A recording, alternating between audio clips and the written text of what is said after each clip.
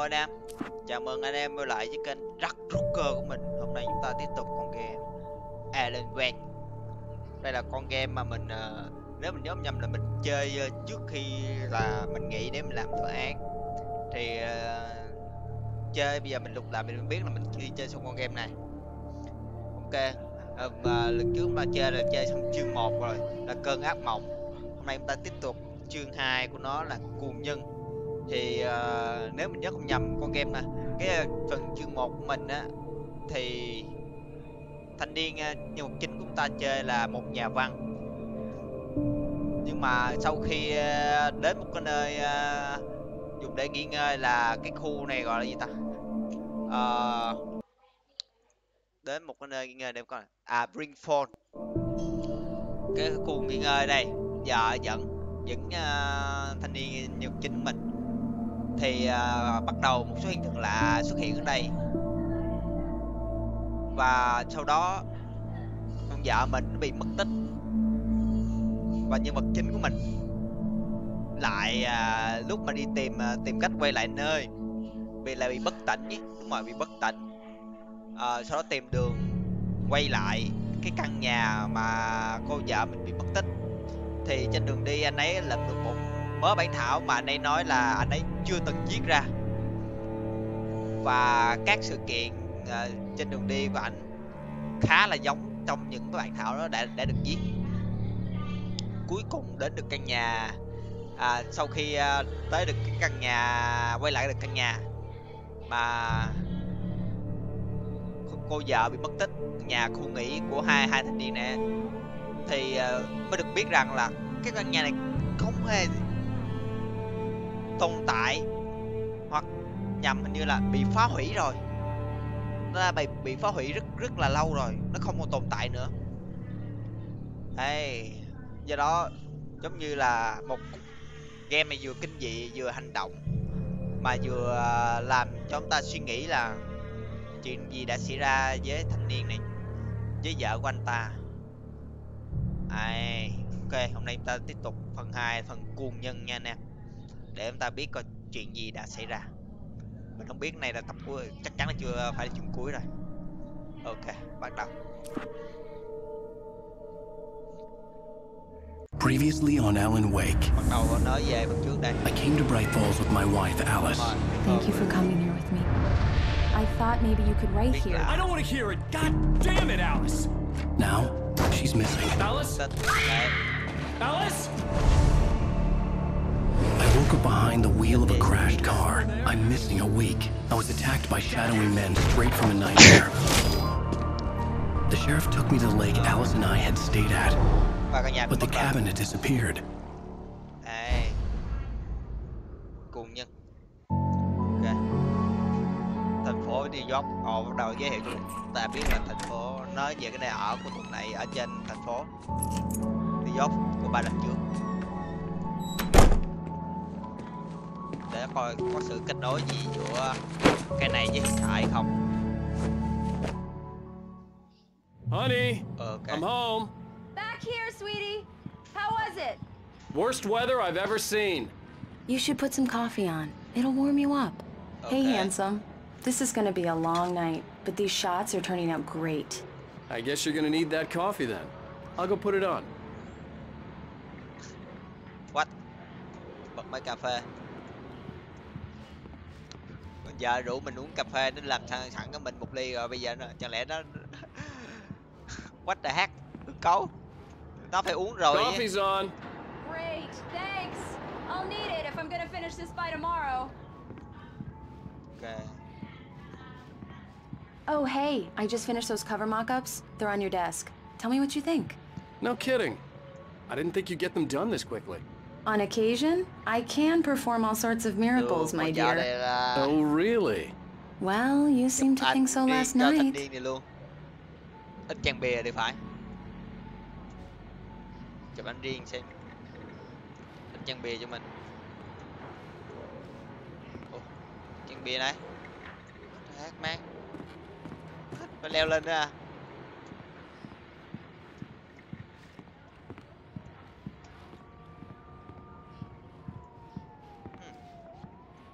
What? What the heck, hư cấu. Tao đang dịch đấy. What the fuck. Này phải chân bia ai?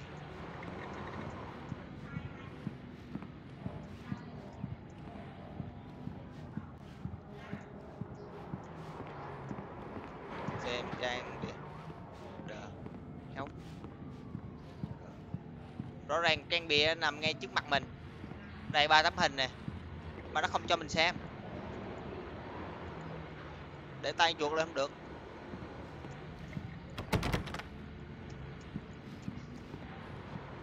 Ok, 4 nhìn đi. Xem cái này truy vô cô.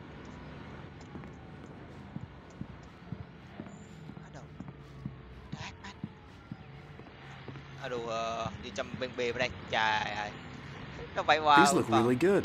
Oh, sure, until Barry gets his hands on them. Which, by the way, will happen over my dead body. The last time was the last time. Oh, and speaking of Barry, he called. What the heck? Alan! Con chó này sợ. Check the fuse box. I'm right here. I'm on it, honey. Please hurry. Nó xảy ra giống y chang cái sự kiện ngay phần 1 luôn. Ngay chương 1 là nhỏ này bị sợ này. Honey, it's a power outage. I've got the flashlight. Okay. Hi. You okay? I'm sorry. It just really spooked me. Don't worry. We'll just break out the candles. I know it's stupid, but it's just... Especially when I'm not prepared for it, you know? It gets to me. I love you. Tell me a story, writer. Okay. I used to have these nightmares when I was a kid. The dark really spooked me, too. When it got really bad, my mom gave me this old light switch. She called it the clicker. The clicker, huh? Yeah. If I ever got scared of the dark, I could just flip the switch and a magic light would scare the monsters away. Oh, sure. Here it is. Alan. Maybe it'll help you, too. Yeah, nice story, writer boy. You made that up right now, didn't you? No. Seriously. I love you, even if you are a liar. Thanks for this. Nhỏ này nói là đây cái chuyện xạo. Ok. Đang mấy anh này đang ABCZ đọc cho mình coi. Còn thì cho coi. Ok, quay lại hiện tại rồi. Vậy đó là khúc liên kết. How do you feel, Mr. Wick? Any nausea, disorientation, anything like that? Mr. Wick, how are you feeling? I'm okay. My head's fine. I had to lie about my headache and memory loss. He'd send me to a hospital for tests. I couldn't leave without Alice. Thằng này Very well. I don't think you have a concussion, but you've obviously been through quite a shock. You should take it easy for a couple of days. Đưa nó vô bệnh viện tâm thần là không kiếm được con vợ nó. Well then, Mr. Wick, we're done here. If the pain gets any worse or you experience any other symptoms, you should come see me. I'll let you get on with it then. Sarah, Sheriff Breaker, is waiting for you. She's very good at her job. I'm sure she can locate your wife in no time. Doc Nelson was the image of a small-town doctor. Sheriff Breaker had called him to the station to take a look at the cut in my head. Thank you for testing the lights, Miss Weaver.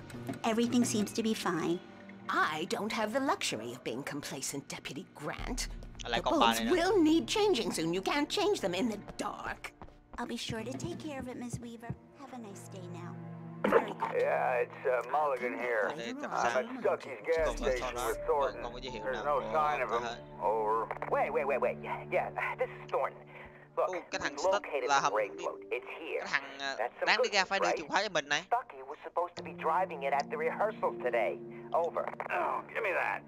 Mulligan here. Looks like someone really thrashed the garage. Over. Okay, roger that, guys. Keep looking for Stucky. Jane's out. Rồi thằng Stucky nó bị mất tích luôn rồi.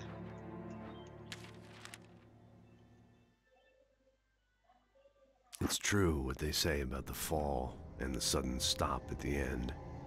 I'd lain here in the snow while the lurid chain of scenes that had led me here kept playing in my head. A rerun of my own private snuff movie. This was a late goodbye. 13 years after I'd gotten my revenge, it had finally caught up with me. It had been a long time to bear the pain. My blood. Alice looked through the viewfinder, lining up the shot. Cauldron Lake was breathtaking. Something cool. Okay. Okay. Vậy là mình phải chạy xung quanh đây kiếm mấy bản thảo. Mr. Wake, the sheriff is waiting for you in her office down the corridor. Rồi, biết rồi. That was Cynthia Weaver. I guess you can call her the town eccentric. She used to be the editor of the local newspaper, but she's focused on, other things these days. She'd fit right in where I come from. As you can see, she's a little obsessed with maintaining the light bulbs of the whole town, refuses to step on shadows. Có bản thảo nào trong đây em ta? Không có bản thảo.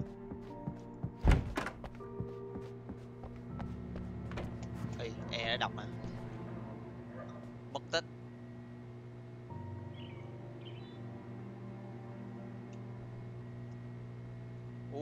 Vậy là trong mình nghĩ là trong lúc nhưng mình đi tìm vợ mình chắc chắn mình sẽ gặp những người này. Sau này mình sẽ thông báo report. Đây.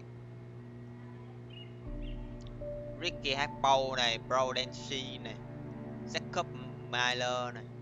Trong chuyến đi cắm trại mất liên lạc, nếu ai thấy họ. Ok. 4 người mất tích. Ok. Come in, Mr. Wake. Your phone's on the desk. The battery was dead. It's charged now. Okay, thank you. Have you started looking for my wife yet? My men are already on it. Now, can you tell me what happened? I'm not sure. I can't remember. We were arguing. I walked out of the cabin. The cabin on Cauldron Lake? Yes. How did you end up at Stucky's gas station? I wanted to tell her what had happened last night, but I couldn't. She'd locked me up. Excuse me. I need to take this. Hello? Alan, please help me. What? Alice? Stop talking to the law. You'll do exactly what I say if you ever want to see your wife again. Who is this? Go to the back lot. There's a hole in the fence on the left. Look inside the junker.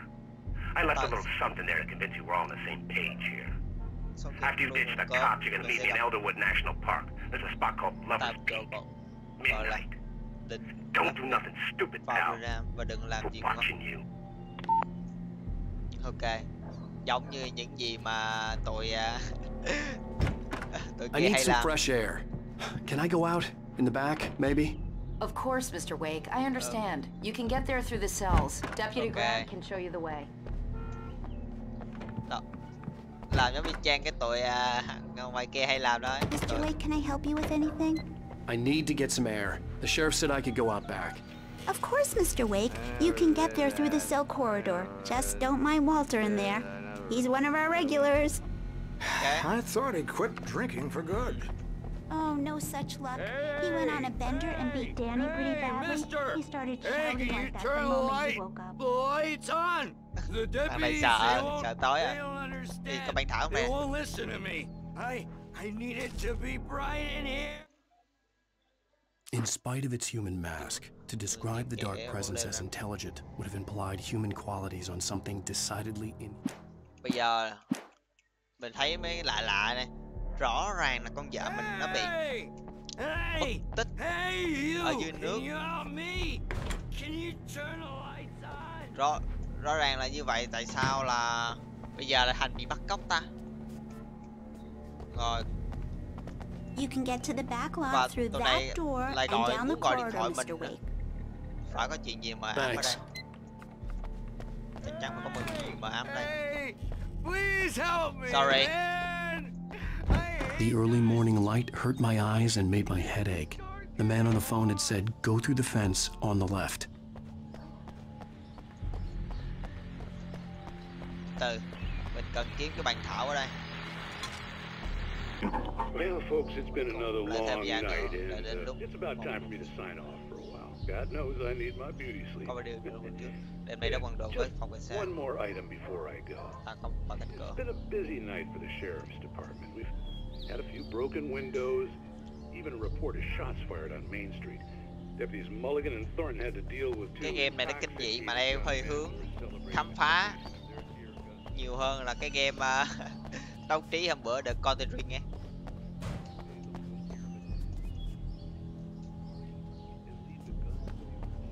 Mình lục thử này có bản thảo đâu không? Nhiệm vụ mình là lụm mấy bản thảo nữa. Chương 1 lụm nhiều bản thảo lắm. Đây có cánh cửa. The caller had told me to find a hole in the fence behind the police station. Yeah, there was something for me in an abandoned car. Yeah, I know. Đây cái lỗ ra. Lỗ đây chú. Đã. Phải. Cứu.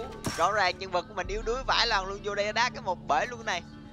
Thường nó đá nhẹ là rớt xuống. Đây là đá một phát một bể luôn. Hư cấu. Alice's driver's license had been placed on the front seat. The caller meant business. Okay.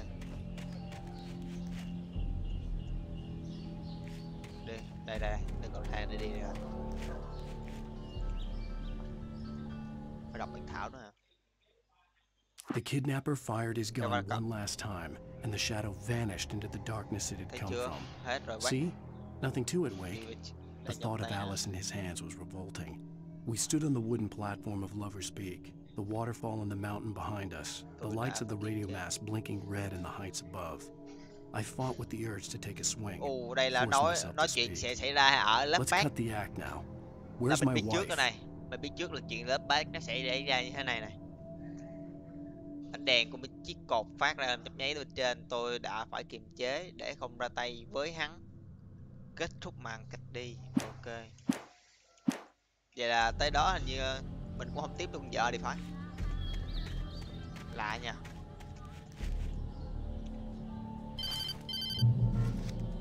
Barry? Ow! Thank God! Where the hell have you been? I've been trying to reach you for a week, you and Alice. I've been worried sick. I flew out yesterday. I'm here in Bright Falls. Barry, listen to me. I'm at the sheriff's station. Come and get me. I can't talk now. Ow! What the hell is going on? I had to get the sheriff to let me go. I needed to get to Elderwood National Park to meet Alice's kidnappers. Là sau khi mình đến chỗ đó rồi mình lại đi lên đỉnh, khuya tối lên đỉnh. Thì mình đã biết trước một phần của sự việc đã xảy ra đấy. Hơi hư cấu một tí. Giờ mình tìm cách phải ra khỏi đường.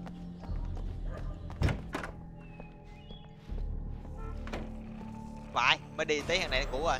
A writer is a light that reveals the world of his story from darkness, shapes it from nothingness. The way a sculptor carves a statue from a block of granite.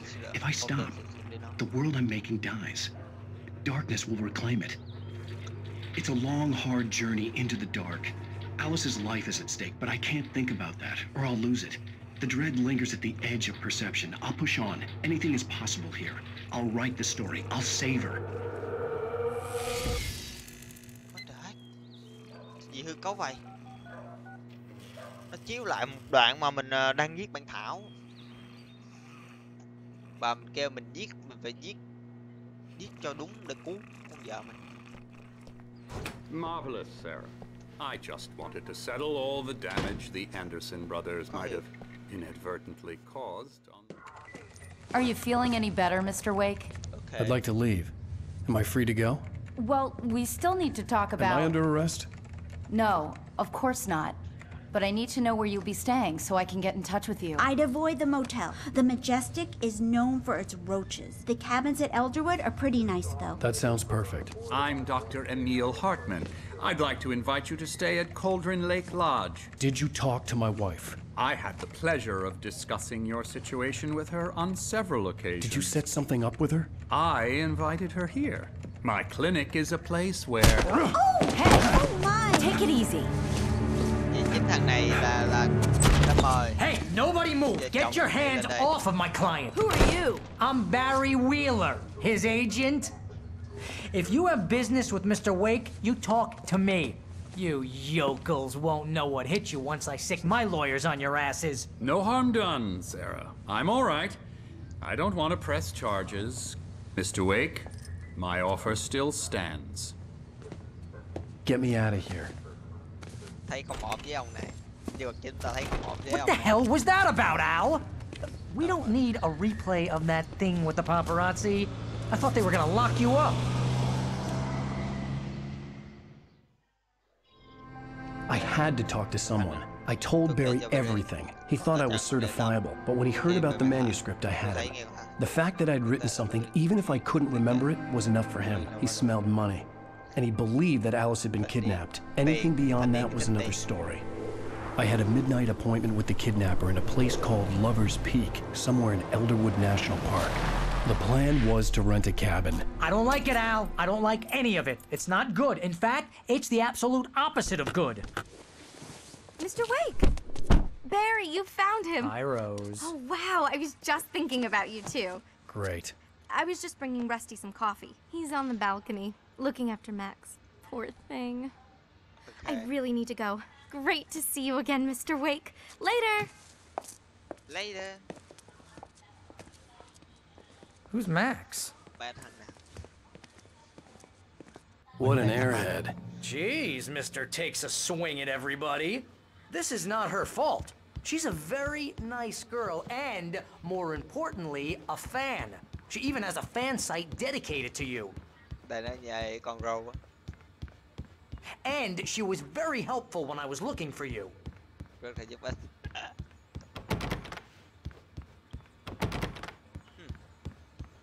Seriously, Al, what you were saying in the car, just listen to yourself. What, you shot a guy and his body just disappeared? Yes. Easy there, boy. I'm almost done.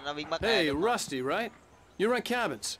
Oh, Mr. Wake. I'd shake your hand, but mine are kind of full here. Actually, I'm sorry about this. Would you mind grabbing the registration form from the desk? It's just across from Bucktooth Charlie. Okay, sure. When was the last time you slept? What, are you high? Have you been drinking? No! Look, Barry, I'm missing a week, and someone's got Alice, and everything's just... Do you understand what it sounds like when you say stuff này like cứ that? lo tới tiền. Đó, thanh niên Barry cứ lo tới tiền. Còn mình Don't get me wrong, it's a good story, could be a bestseller. But when you start confusing fiction with reality, you're buying yourself a ticket to the funny farm. Seriously, Al, you can't just go and meet a kidnapper.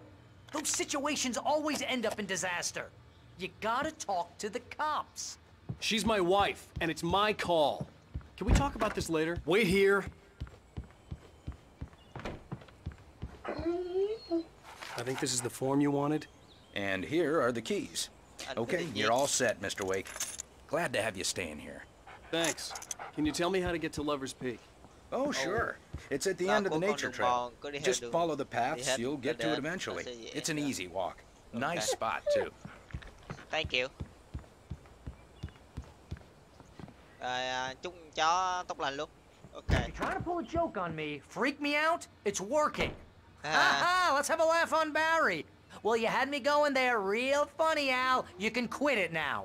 Look, Al, you're asking me to believe that you shot a dude who went poof into thin air, a guy who was bulletproof until you pointed a flashlight at him. You hear that from people who end up spending time in padded rooms, strapped to their beds, wearing white shirts with too long tangled up sleeves, and eating a healthy diet of pills.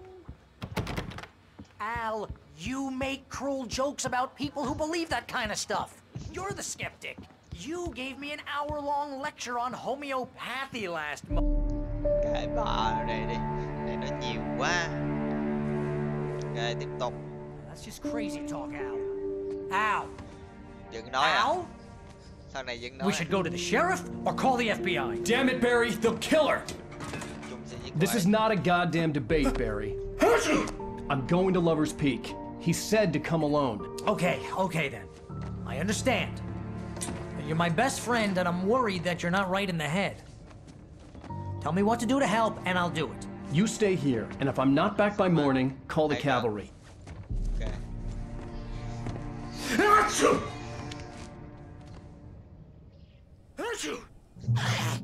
Just be careful with the natives, Al. These yokels are dangerous. Everybody hates a tourist, or it'll be deliverance all over again. Okay, bắt đầu nói rồi. Bless you. Nói nhưng mà nói đi nói lại thằng này cũng quan tâm nhân vật chúng ta gớm ấy nhỉ. Nhất là nhân vật thanh niên này là người đáng tin cậy nhất của thanh niên nhân vật chính của chúng ta.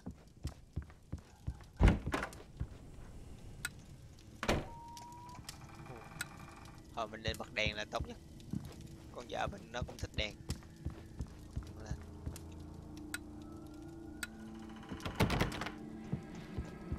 Nếu con vợ mình về nó thấy bật đèn thì nó ok hơn.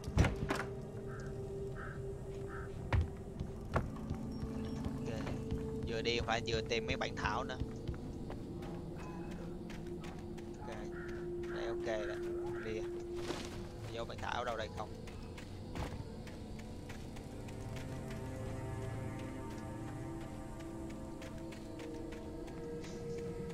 Game này nó cũng hay giấu đồ lắm anh em.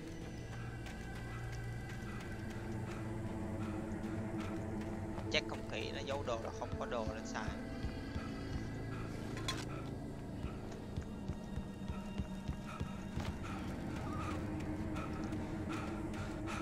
Đây đúng biểu sinh lý luôn. Wait here, Al. I'll hold down the fort. I'll be with you in spirit every step of the way, Al. Watching the door now.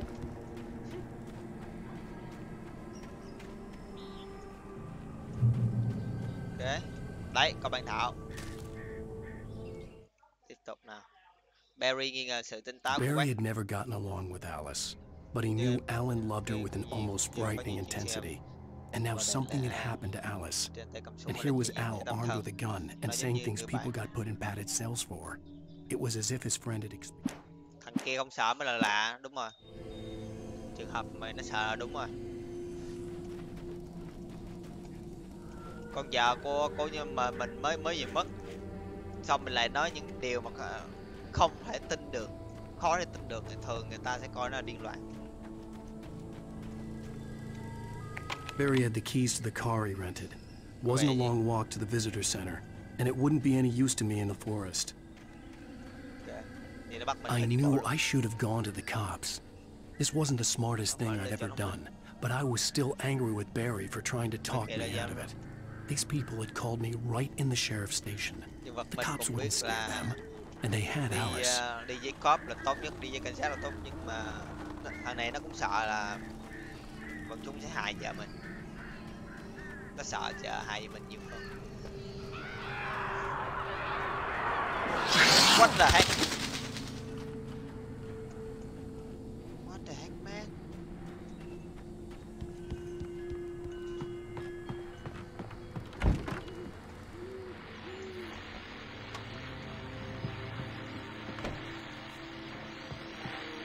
Welcome back to the show, folks. As promised, our very own Dr. Nelson has just parked his rear end in the studio. Doc, what's your Deerfest plan like? My plan? You make it sound a lot more organized than I ever seem to manage.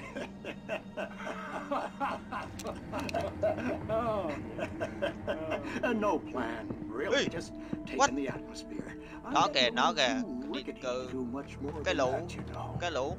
Tell me about it. No sack race for us older gentlemen. May mình bật đèn lên đấy. Yes, exactly. Mình nghĩ mình tắt đèn chắc chui vô thẳng nhà mình luôn. And I'll be one of the pie contest judges. Mày đi đâu rồi? Oh yeah, it's my kind of exercise. Now, Doc, seriously, you're in pretty good shape. Shit, man.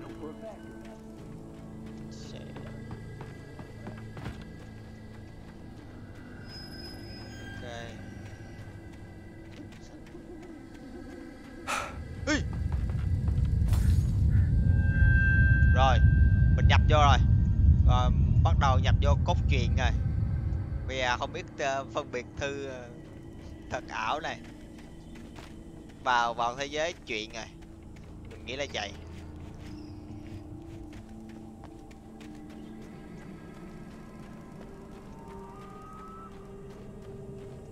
Not good rồi. Ta kiếm thêm Pin cho đèn pin và đạn cho súng. Qua đá này.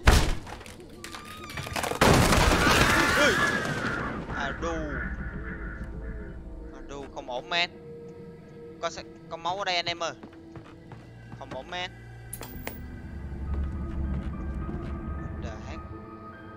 Crime and punishment. Tội ác và trừng phạt, căn bệnh ung thư và các chương trình để mình Cure of civilization. tên tội phạm không thể bị trừng trị. But some crimes are impossible to punish, especially in White Springs.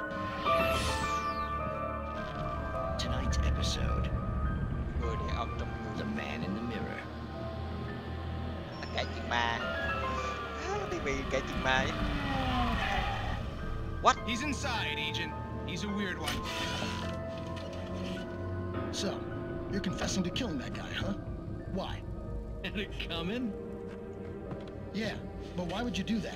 I mean, you're a nice guy. Normal, took a kid to a soccer game. So how come at the game, you pick a guy and, quoting from the arresting officer's report here, assault the victim's head area repeatedly with the weapon of choice being a pair of bare fists? Wow, that sentence really flows, huh? Khó hiểu. Maybe you're not the literary. Không cả. Nó thồn mấy con chim.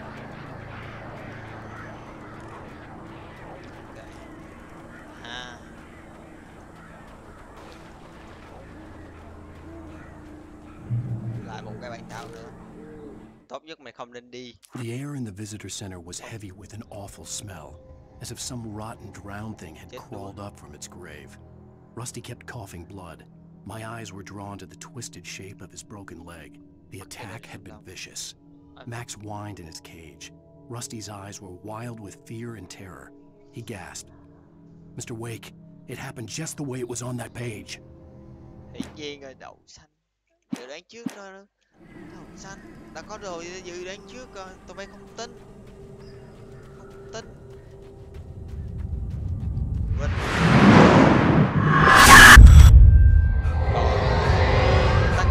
The vision left me weak. This was no danger. What the heck? Rusty, hang on! I'm coming! Please, help me! Fucking run! Help me! Can you hear me? Anyone? Yes. Please, help! Hello? Tới rồi. I'm back here. Hey. Mr. Wake? Oh, hell. It happened just the way it was on that page. I found you true. It knew. So dark. It'll come back for me. You must... The lights. In the office. I have the key. Okay, Rusty. Hang on. I'll be right back. What? Whatever did this couldn't be far. Rusty had found a page from the manuscript. Cái đầu này lúc nãy cuối phim mình tưởng nó chết rồi chứ. Mình tưởng nó chết rồi chứ. Shh. Good boy. Good boy.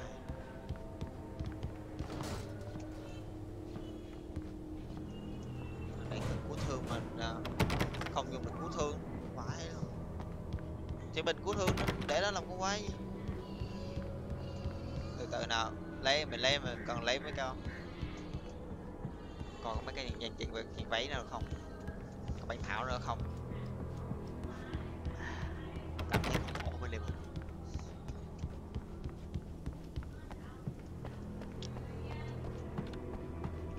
The only way to make sure that Rusty was safe was to get the power running and the lights back on.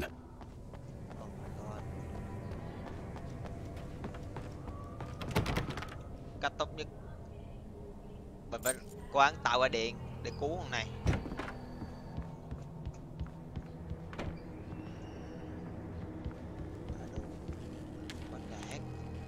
Chuyện gì xảy ra tiếp nào? At the last instant, I changed direction and threw myself down. The axe splintered the trunk of a tree. I stumbled into the pool of bright light. My lungs burned. I was too exhausted to move. I tensed as I waited for the kill. Nó gì đáng trước là cho là mình sẽ lúc mà tới cái điểm kia mình sẽ bị té xuống và bị thương.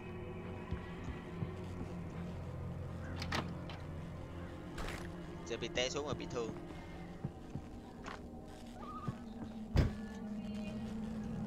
Đây. I was too late. Someone had destroyed the circuit breaker. There was no way to get the lights back on. Oh shit! Rusty! Oh my god. The ground was covered with oily patches that looked like liquid darkness.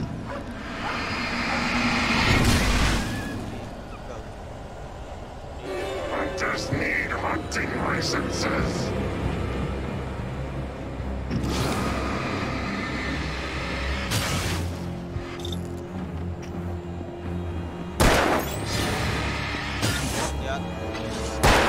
Oh shit.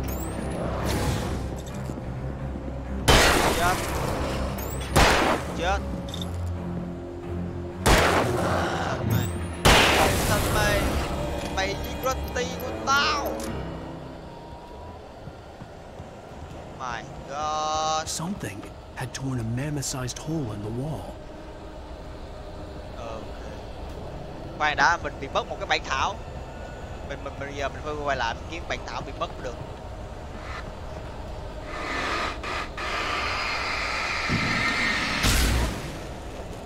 Mình bị mất một cái bản thảo rồi.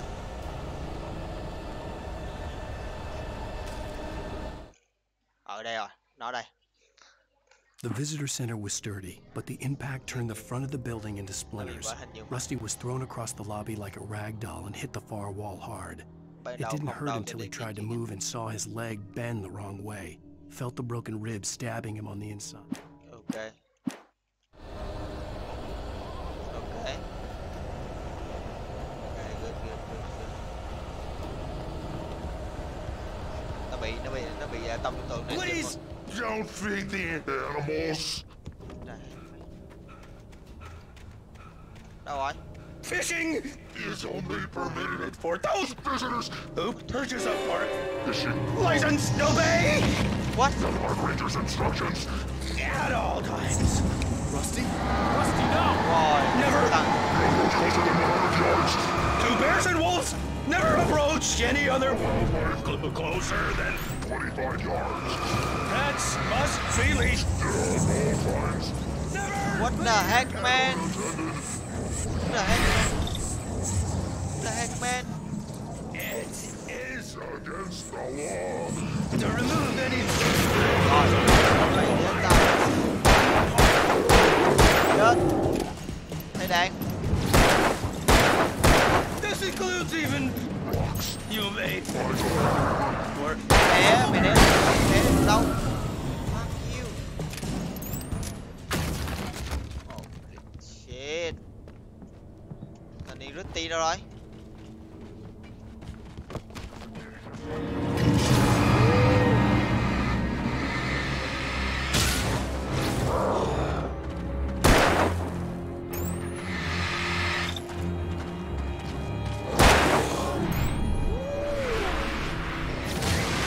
Nghệ thuật của đế đạn.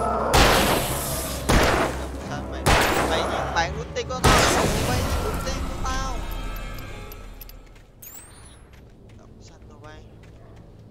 My god. Có đạn. Yes. Good. Ta có đầy đạn rồi.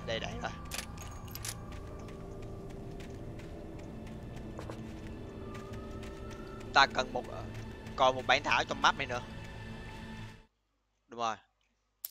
Ý còn nhiều. Vài lần. Còn nhiều bản thảo lắm anh nè.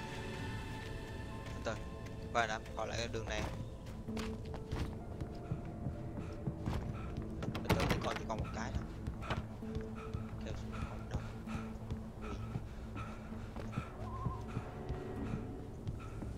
Bên này để sáng chuyện lại rồi.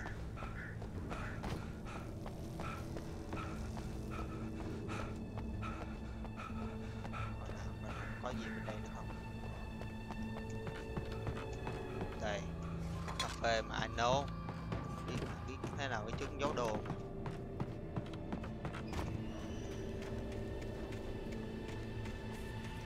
Ok, nghĩ clear đấy.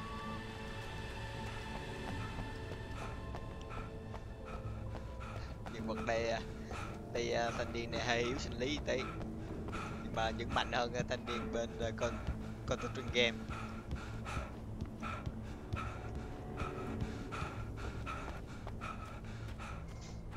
Bất thở không nè.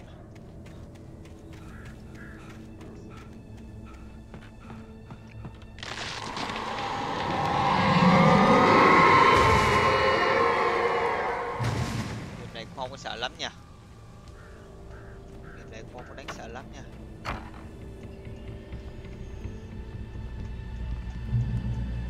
Ok, có điểm lưu rồi.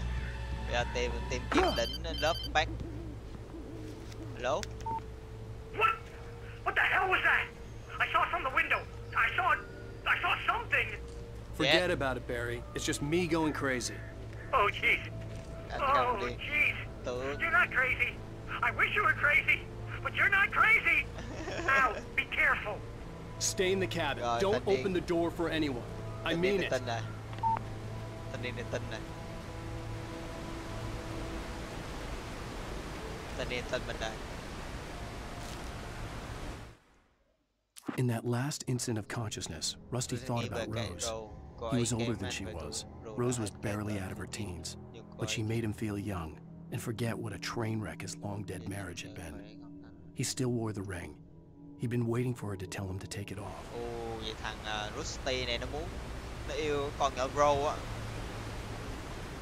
Mang cả nhẫn để cầu hôn mà thanh niên chưa chịu cầu hôn. Để cùng mất cơ hội. Mất cơ hội rồi. Giờ này đi luôn rồi. Đi luôn, chết luôn.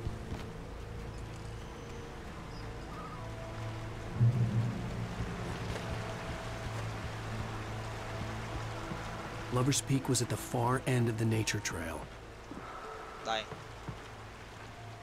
Mà chúng ta kiểm chứng đường này tí. Có đồ này, chỉ đồ cho mình. Chỉ đồ học. Trong học ấy. Ok, tiếp tục. Nhìn khá rõ. Có gì đó trong đây. Màu. Cái hang. Hang này từng là nơi diễn ra các hoạt động buôn lậu rượu trong suốt thời kỳ cấm vận. Nó chủ yếu được sử dụng làm nơi lưu trữ rượu nhập lậu Canada. Ok. Good. Chúng ta có skin. Ngon. Có thêm pin. Good. Skin có 4 viên đạn. Thì có 2 viên với nhau. Để dành đạn súng gừng để giết mấy con boss mà. Mấy thằng kia là khó khăn quá.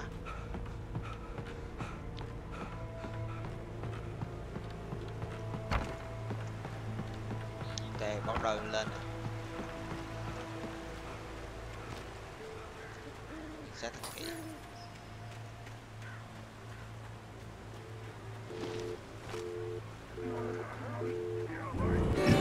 Oh shit. Chết đi con. Banh này.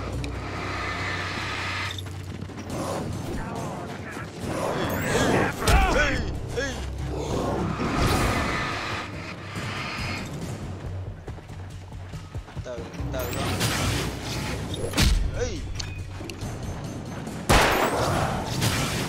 Hai.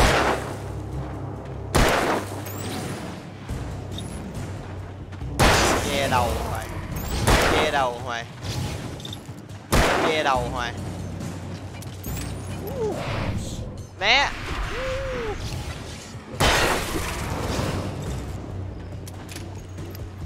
Từ thay đạn cái nè. Trên đầu xanh tụi bay. Làm mất 2 khúc máu rồi. Vãi lèn. Uống bao nhiêu cà phê mới lên được khúc máu đấy. Tụi bay có biết không?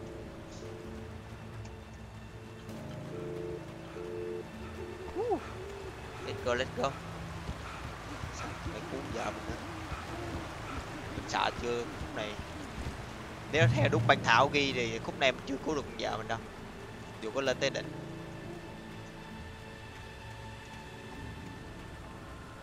Đỡ bắn hướng này. Để hướng này chỉ gì đâu.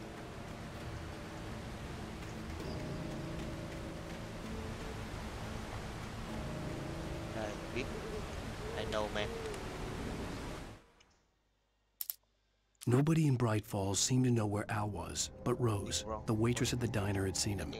From what Barry could tell, Al pretty much fell off the face of the earth when he left the diner.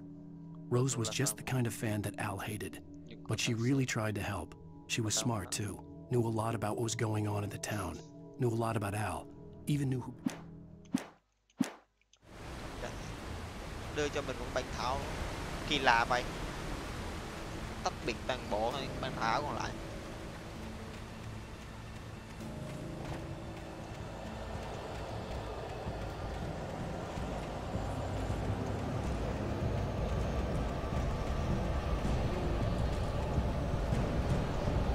What the heck, man?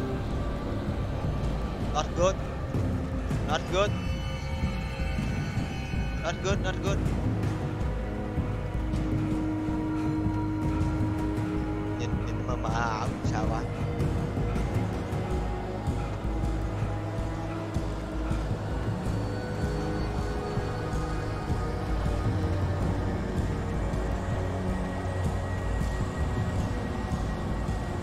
Ta địa điểm gặp mặt rồi nè.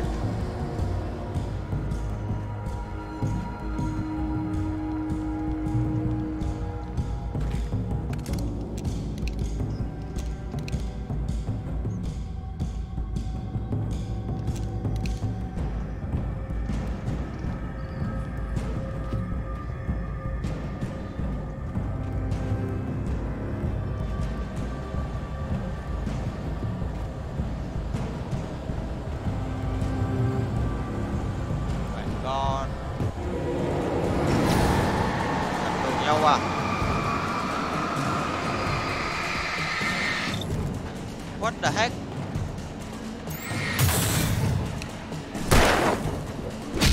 Tổng chân né không được luôn.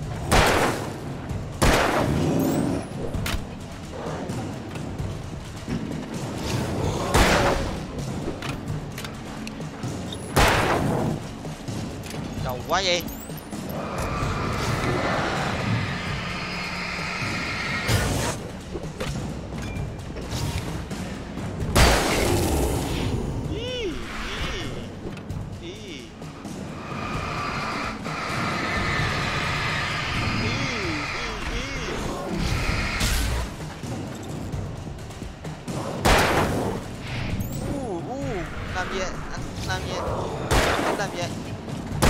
Làm gì? Làm gì?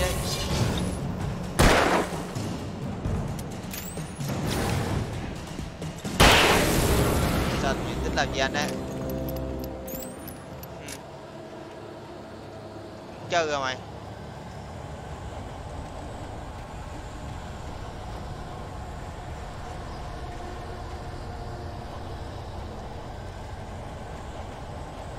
Đi sai đường rồi.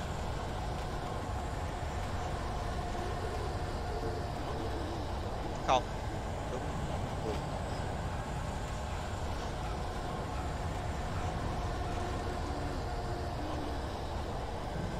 Tại trên xe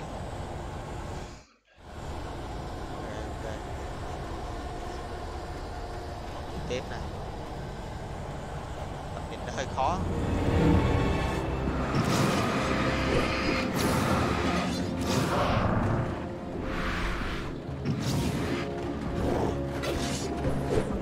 Kim đàn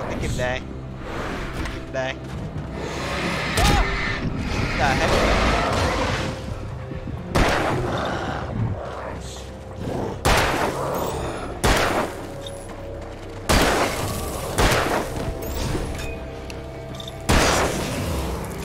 Tụi mày không cho tao tiết kiệm đạn nữa hả? Chết đi mày. Hết bất tử rồi mày. Hết bất tử rồi mày. Còn mấy viên ở đây mày. Not good, not good.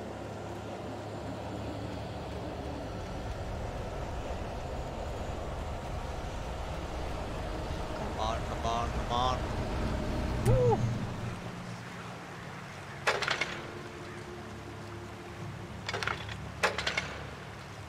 Lên. Lên. Tôi chọn ánh sáng làm hồi máu. Hồi lại đầy cây máu liền.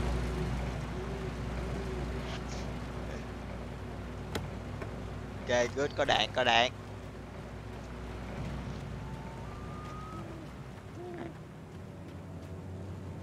Cái búa nó để nó vứt nó ra. Nó đây đập phá điện thoại nó cho mình coi. Coi có gì hả? Gì ở đây? I turned the corner, afraid of what the flashlight's beam might reveal. Suddenly, a roughly painted symbol of a torch glowed in the light. Behind it, hidden by a rock, sat a battered metal trunk. It was here for a reason. Packed with supplies, batteries, flares, ammo. Things you need to make it through the darkness of the night. Something left behind by someone who knew what I knew, and more. Là có người biết. À, ý là nó nói những cái món đồ mình lượm được trên đường đi á. Là có người biết mình sẽ cần những món đồ này. Chống lại những thế lực này. Chuẩn bị sẵn cho mình. Là có một người âm thầm giúp đỡ cho mình. Nên mình mới có những món đồ. Chứ không phải là do game nó thiết kế như vậy. Chứ không phải do game thiết kế là món đồ để đó. Có người hoàn toàn là có một người nào đó giúp mình. Holy moly.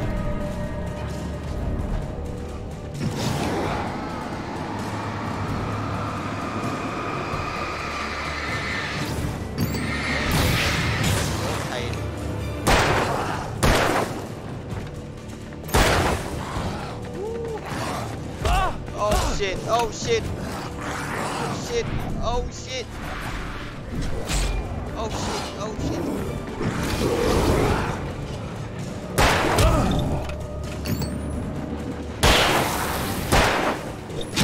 Oh man. No. No. No, no, no, no, no, no, no. Oh shit. Mém chết, mém chết.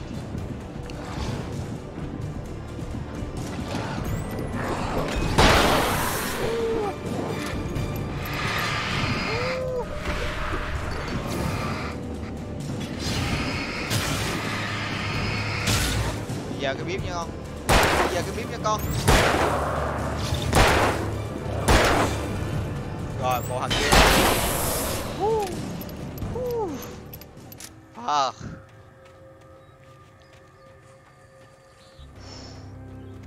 Ok, good. Còn 10 viên đạn. Ít nhất là mình không để phí một bất cứ viên đạn nào là được rồi.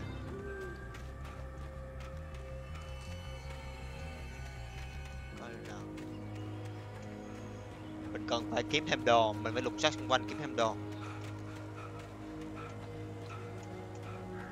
Không có gì ở đây cả. À, kiểu này chắc là sao phải dùng sức gừng rồi.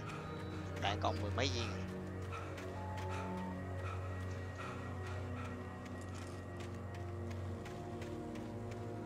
Có dấu đồ đâu không vậy?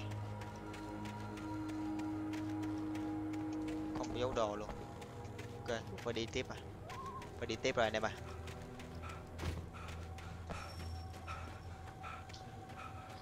Con game này tuy cũ mà nó hay đấy.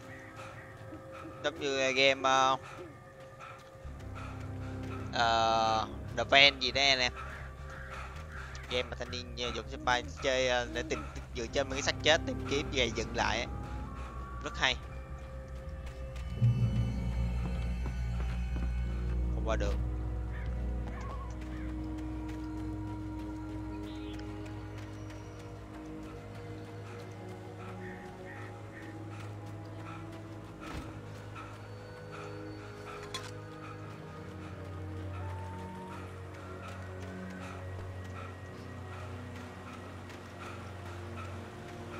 Đi nào. Đi nào ta.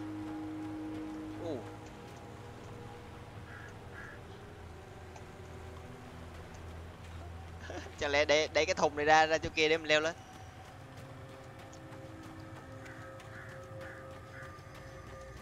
À không, có cục đá này, trời ơi, nó mất mình đuôi rồi anh em à.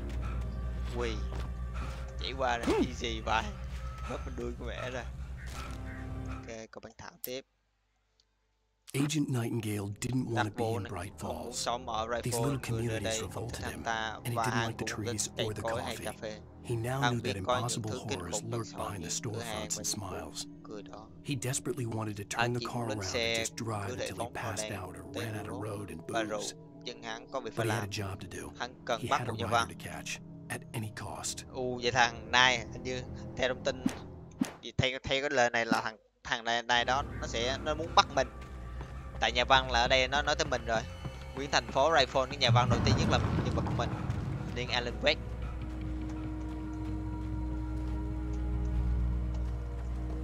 Ok.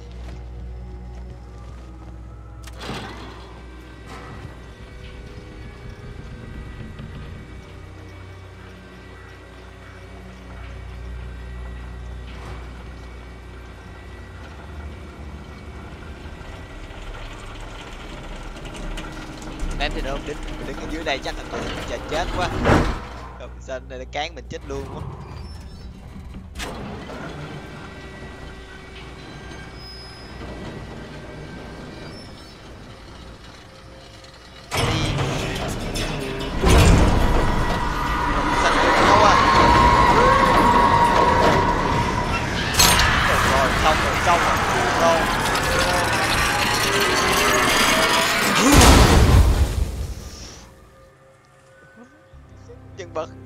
Phải lần phải lần bị lỗi luôn rồi, quỳ luôn đây, bị lỗi rồi. Chết, bị lỗi luôn.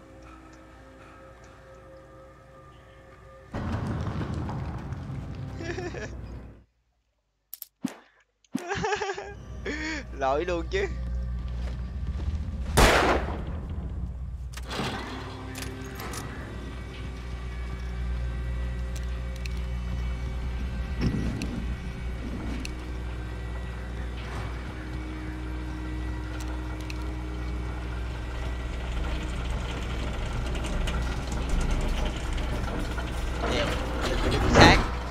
Sát vô,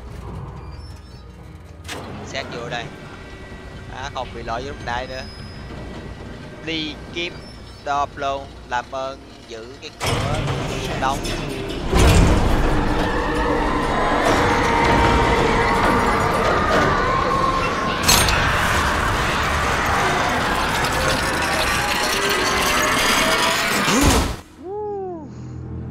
Ok. Hết bị kẹt lúc nãy rồi. Xong. Tính vậy là em nói cầm đem pin soi đâu. Rồi đâu. No. Yes. Come on, we gotta get moving. More of them coming. That flashlight's kid stuff. Màu xanh đó. The flares will keep the bastards away. Sẽ được chung quay đi.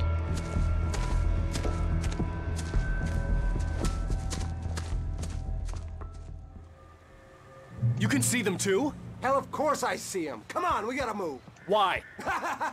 Because that's the way the story goes. Yeah, but... Let's move! I lost my gun back there. Oh, I've got a gun. Just keep that light steady on him. It took a moment, but then I recognized him. He'd been on the ferry when I first arrived here with Alice. He knew my name. We were headed in the direction of Lover's Peak. There was no way this was a coincidence. He was the kidnapper. Come on, Wake! You better keep up. You set him up, and I'll knock him down, Wake.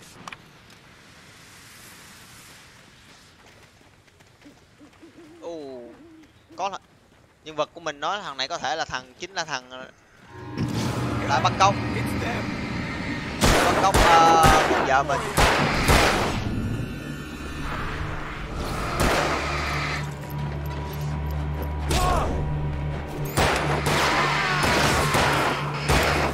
Go the hell. Go the hell.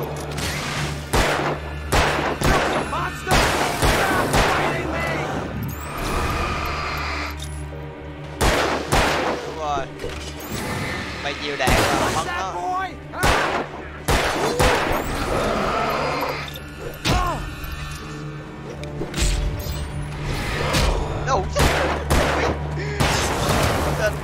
chịu đi chứ.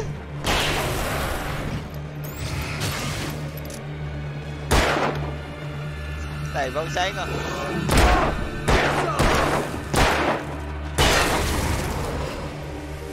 Giết khách lẹ ông nội. Lover's Peak, right up these stairs, Wake. Use the flares from the emergency box to hold them off while I get these boards off. Sao đây Give me the gun.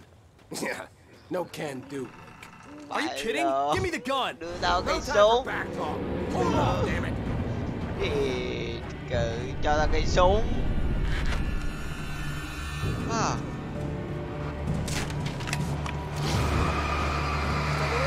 Scare them off. Put some light on those bastards. That'll help us. Nó kêu mình dùng đèn pin để đánh nhau tụi này à. Just a little longer, almost there. Tự đèn pin nó tụi này.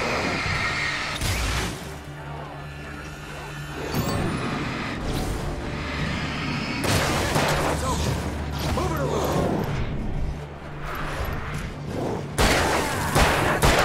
That's right. Keep coming. Cậu ơi dùng đèn pin. Oh, you feeling better now, Wade? All cozy and safe. Come on. Homie sisters are in the dark. Trời, bố quay lại kiếm đồ à.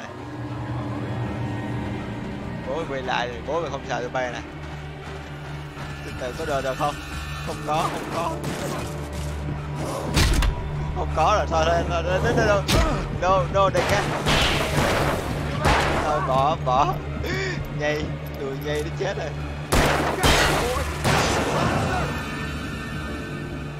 Đùi nhây chết.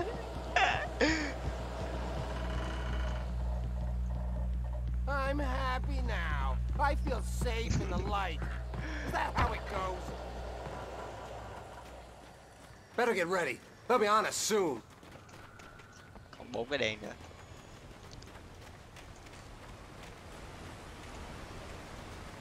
Uống cà phê bên này đi.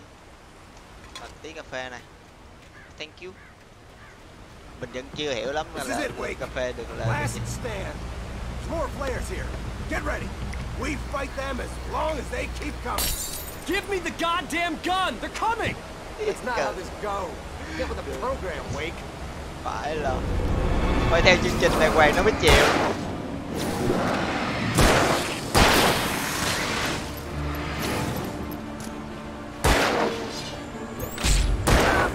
Tụi sao nó cứ quăng người tao nó mê.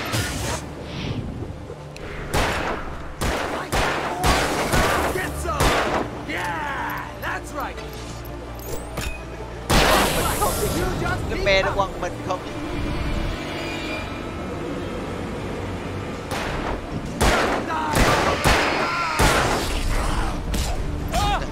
No.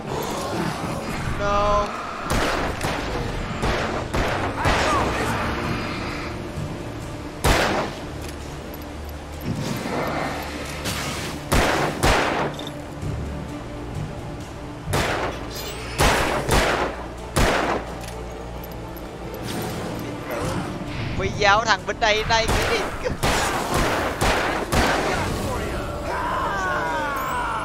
This is a piece of cake, Wake.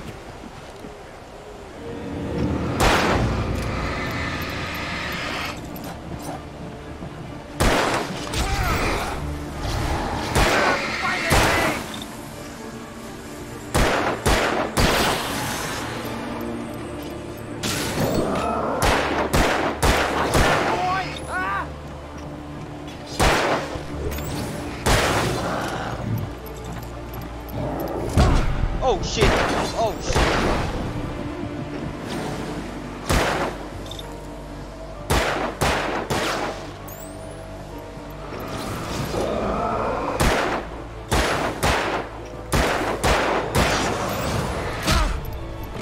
Giờ là what?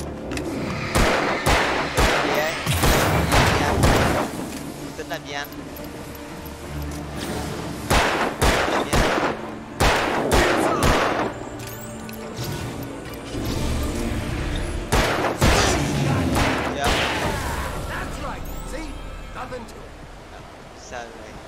chưa? Đưa tao đi xuống. Let's cut the act now. Where's my wife? I knew you were going to say that. I read it all before. You're a hell of a writer. Congratulations. You're going to bring about something glorious and terrible once we get you some proper editorial control. What the hell are you talking about? Where's Alice? I want the entire manuscript, or she's gonna suffer bad. You touch her mouth.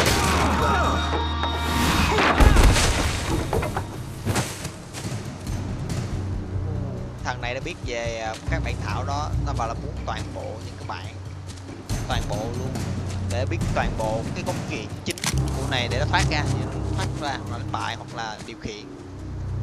Thì mình nghĩ theo hướng là cái thằng này nó muốn. No, come back here! I swear I'll kill you if you hurt Alice. Do you hear me? Come back here! Thằng này nó muốn điều khiển. Mình nghĩ là thằng này nó muốn điều khiển. He had Alice, and he wanted the manuscript because he thought it held some magical power. But I had no manuscript to give him. I had to get back to Barry and figure out my next move.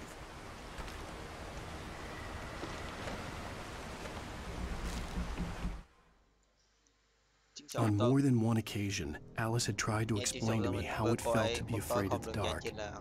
To her, darkness wasn't simply the absence of light, but something more tangible than that. It was something you could touch and feel. Worse than that, it was something with a mind of its own, something malicious and malign. For her, things changed when they were wrapped in darkness. They turned into something else, something foreign. And nothing was safe or innocent anymore. I never really understood what she meant. Vậy là con vợ của này cũng có cảm giác khi cảm giác ha.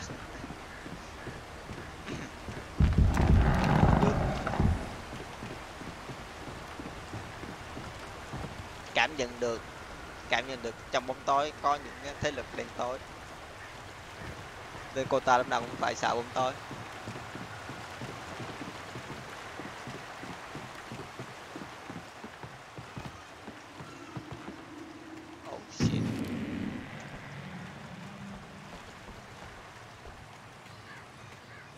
Coi nào.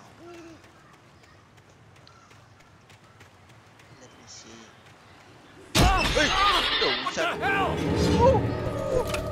Rusty had warned me about these traps. It hurt my hell. Phải là mình thấy nó phát sáng lên rồi. Mình tưởng nó là món đồ gì chứ. Mình tưởng nó là món đồ gì chứ. Đậu xanh rau muống. Giờ mình phải đi tìm lại cái thằng lúc nãy đã giúp mình đấy. Nè.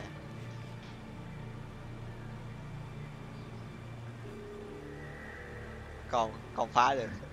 Không cho mình phá.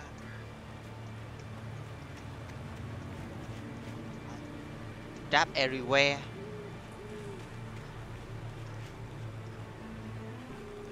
Trap everywhere luôn anh em. Đi cùng lưng thần. Thêm cái trap nữa nè. Game này không có nút ngồi. Game này không cho mình nút ngồi. Không trap luôn. The hell man.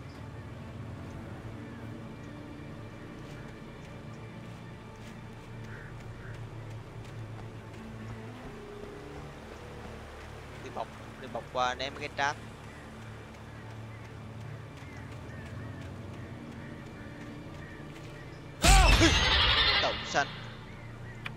Đậu xanh hết hồn. Rồi mình hiểu rồi. Trap là đụng trap là mấy con này nó ra. Phải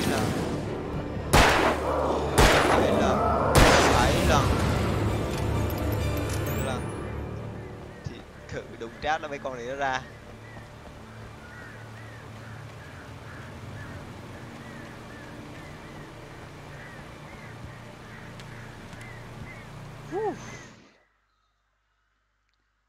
Sarah nghĩ về Sarah didn't care about the legal threats Wake's agent had made. She let Wake go without argument because there was something about him she couldn't quite put her finger on, something that reminded her of her father. She didn't think Wake would hurt his wife. Then she thought about the way he waded into Hartman. that hair trigger rage flaring up.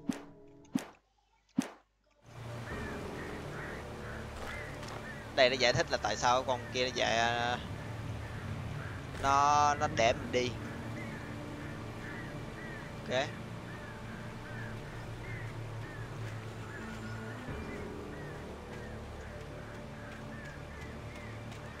Đi bây giờ chạy đi dưới chân mấy cái trap nữa. Bom đầy đạn rồi. 12 cục pin, 5 chai pháo sáng. Đầy đủ. Bây giờ boss có hiện ra là mình đi sức chiến boss.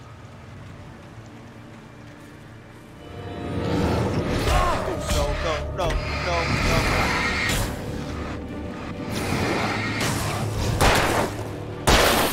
Chết con.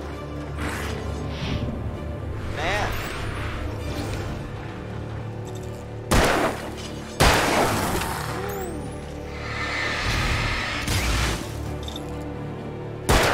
Một.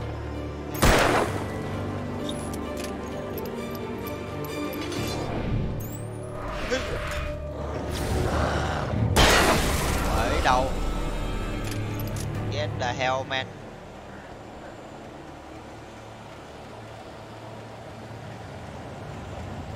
Cái người cứu giúp mình đây. Thả mình cây bazooka luôn đi.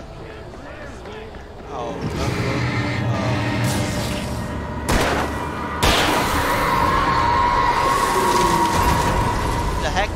What the heck? Chào anh Nguyên nhá.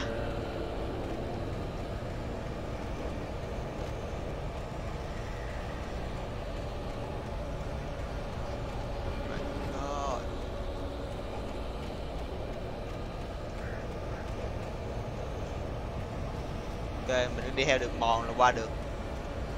Mà rất tiếc không có đồ thôi.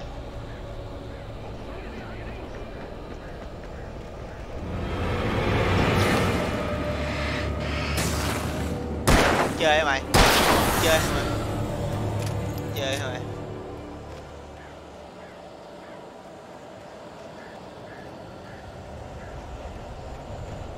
Đâu nha?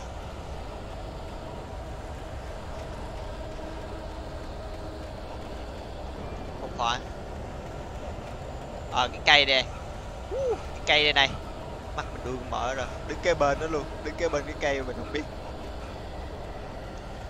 Lên cây. Tỉnh người đang. Oh my god. Run.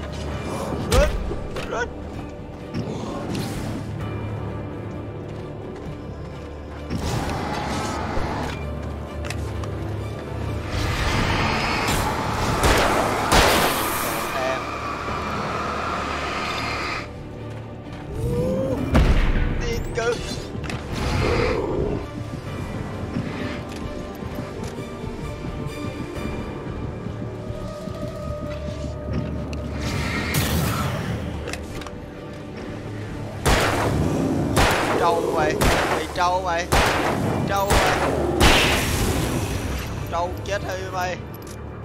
Cự nó đập một phát mình còn đúng 100 máu.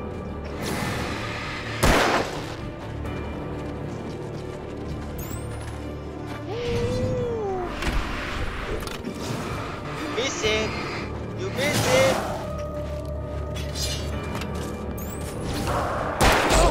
Oh no. Oh god, xong rồi. Phải.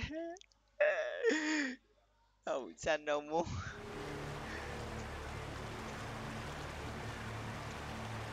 Ok, lại.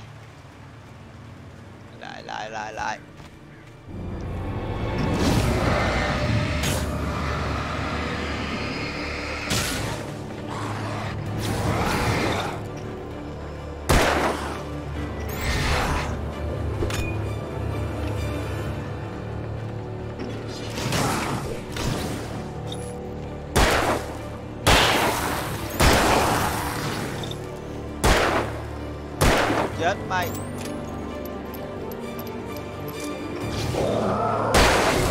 Get fucked.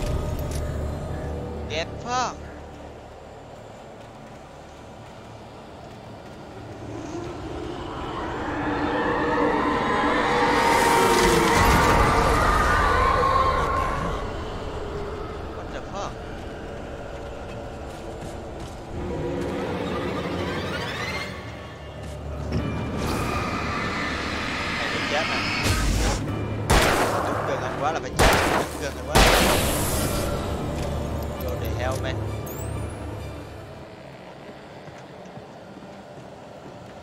Từ từ cho đèn pin thì mình nó hồi để đẩy cây đã. Ok bắt đầu lên nè.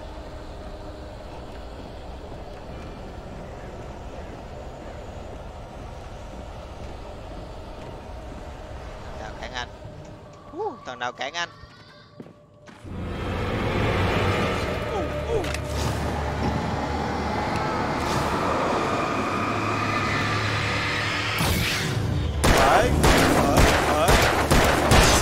Mất giáp phải chết, đừng sao để mất giáp phải chết.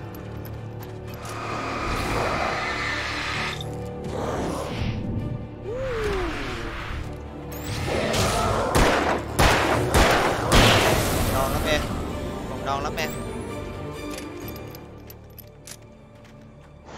Yes. The night had been one desperate situation after another. I was exhausted, and my body felt as though it had been chewed up and spat out. The flashlight was heavy in my hand, and each pull of the trigger sent a painful shock up my arm. But I was finally out of the woods, and things were looking up. That's what... Rồi, nghe tiếng cưa máy là có chuyện không ổn. Nó kêu mình nghe tiếng cưa máy là nghe có chuyện không ổn.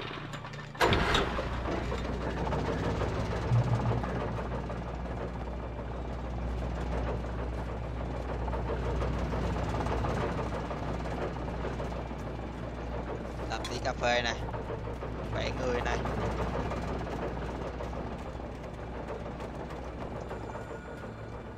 Rồi có lại sạc kênh à. Ý, này phải sạc kênh không vậy? Số đạn nhìn lạ nè.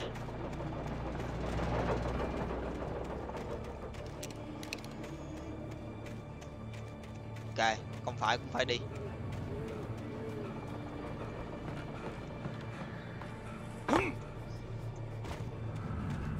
I had heard the plane fall. It made no sense. It was clear that it had just fallen in, but it was very old and obviously hadn't flown in decades. Looking at it sent a shiver down my spine.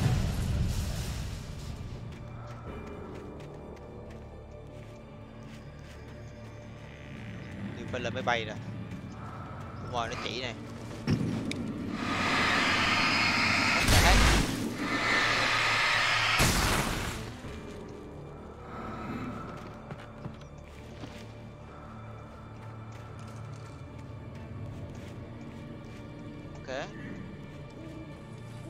Follow you.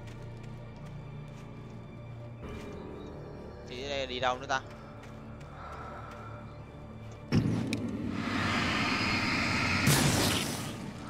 Đi lên nè.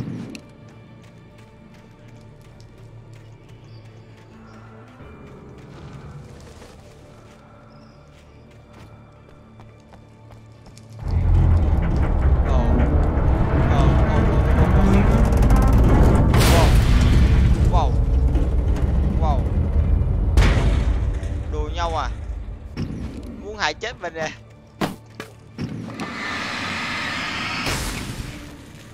What the heck?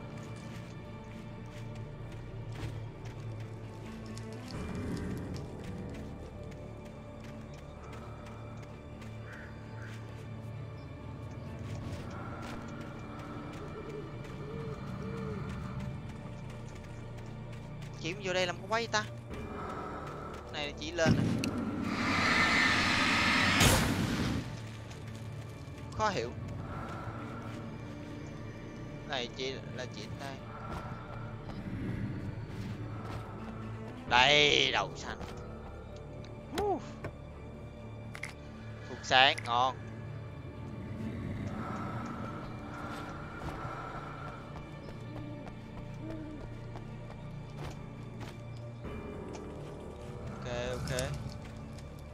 Ok. Thank you. Hướng này. Mình nghĩ là hướng này. Phải à? Phải.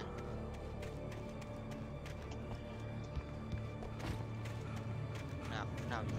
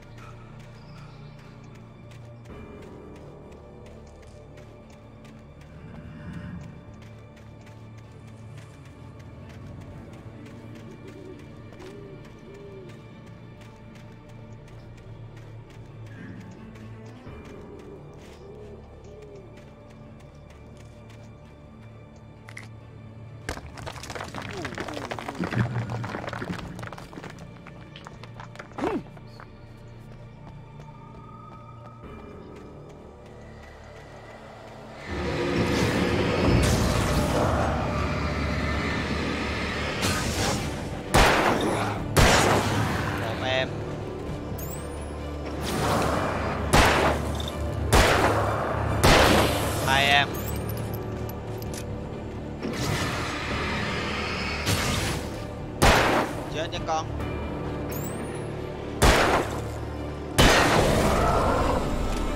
Go the hell man.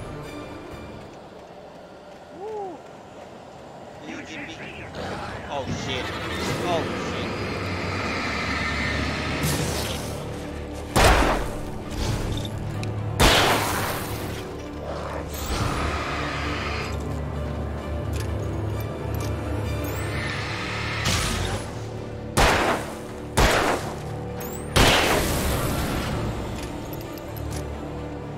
Trâu thôi, lì thôi. Lì. Baby. Yes. Thêm đạn. Thêm pin.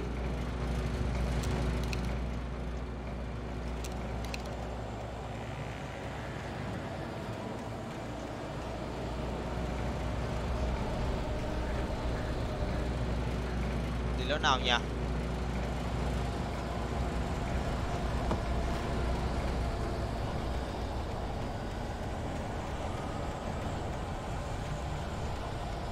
Phải, lối này không phải rồi.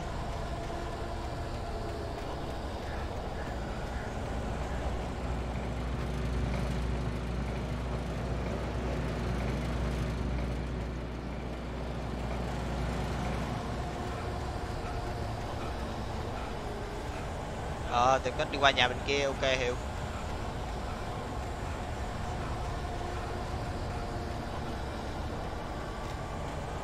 Ok, bình tĩnh easy.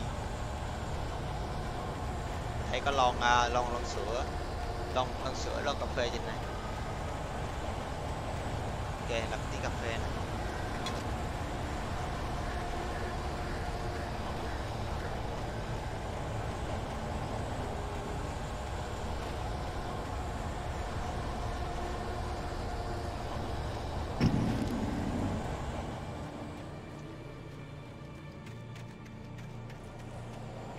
Không gì đây hết.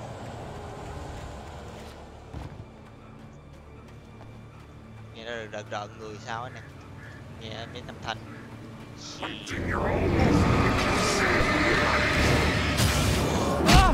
What the heck?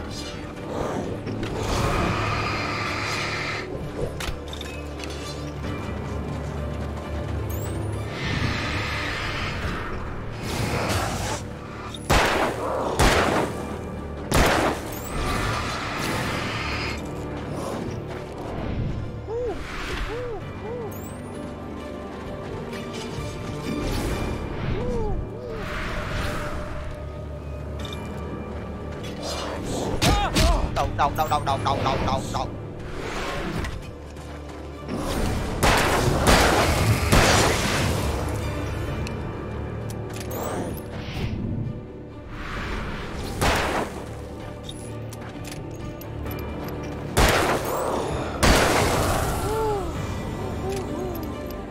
Đậu xanh nhá, đậu xanh các chú nhá.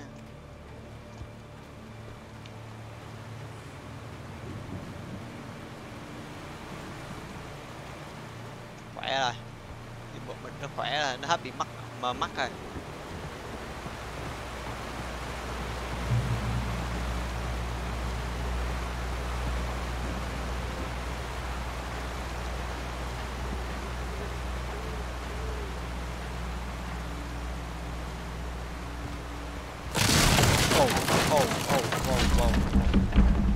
Wow.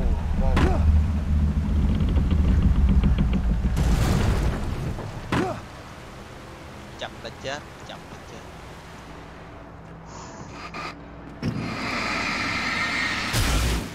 Ok, ống xịt nè. Thank you.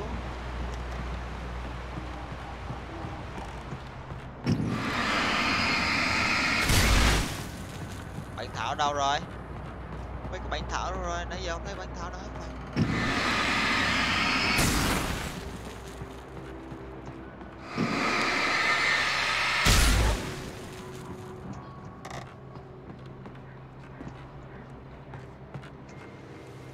Đây, bản thảo rồi. Vừa nhắc xong. Điều tra viên ở khu lâm The sản. logging site was a mess. The modular office had been pushed off the cliff. Deputy Thornton climbed up from the wreckage excited, breathing hard from the exertion. Nobody there. It's weird. Don't you think that's weird? Bored, Mulligan let out a mighty snort. Hell, it's always weird, Thornton. Just a question of sorting out what kind of weird it is. What the heck? Vậy là tụi này cũng sẽ tìm vô căn nhà xưởng này. Tìm đồ nhưng mà cuối cùng là không khó gì hết.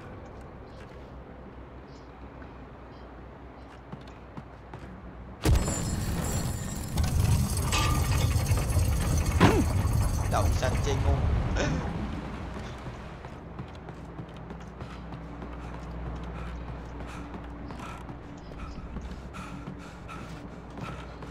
Lại một cái bản thảo nữa. Barry saw the darkness attack the visitor center. It made him a believer. The men Al said he'd shot, they hadn't been just locals on crank. Somehow the world had changed, like the channel had been switched without warning. You think you're watching a sitcom, and you're really watching a horror show. When the birds started attacking the Những gì mình nói là dịch chuyển với hai thế giới thật giàu.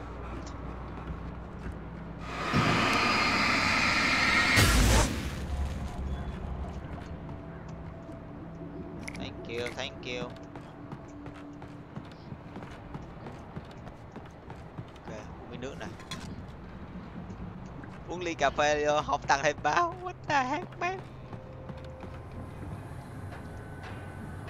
Báo buộc phải tăng từ từ. Vậy cuối cùng ly cà phê làm cái quái gì?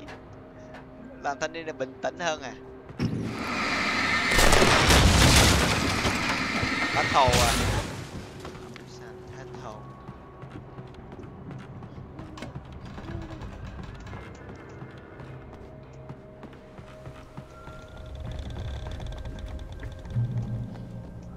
Beware of Widowmakers!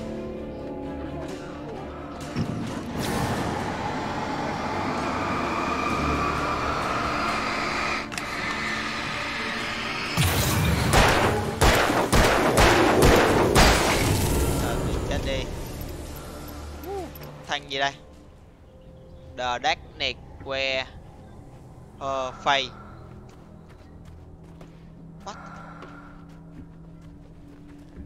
The DarkRoker Face. Có khuôn mặt của cô ấy.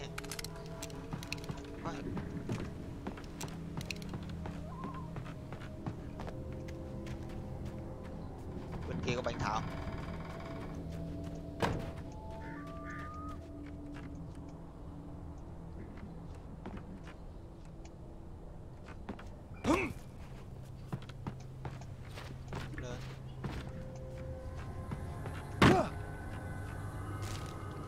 Bây giờ biết dấu bản thảo nữa à.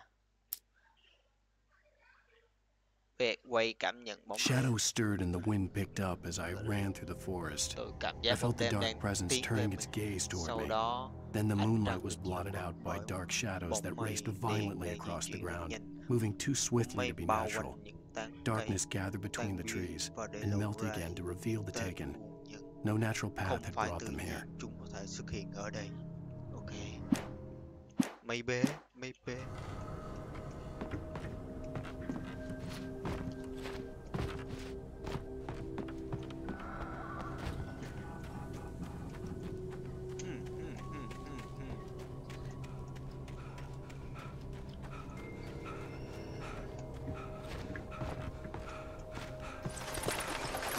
We good. Có thêm đạn, có thêm pin. Good.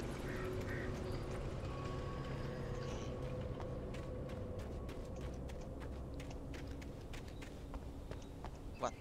Tao đi lâu này.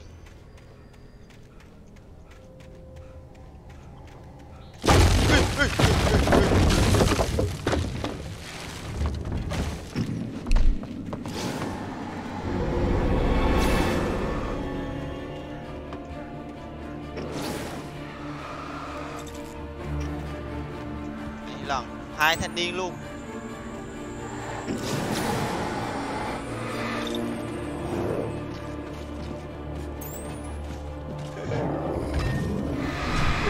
Đẻ.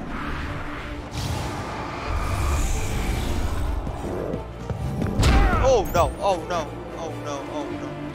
Không đùa được, không đùa được. Không đùa. Em không đùa với đại ca này. Oh shit.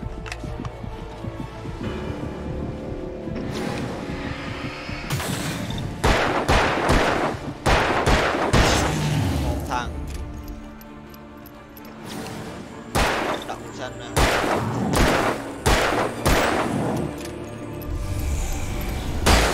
Mày tính làm gì?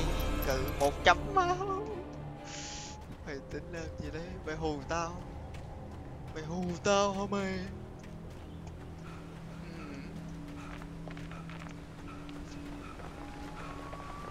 Something wrong. Game hợp lý.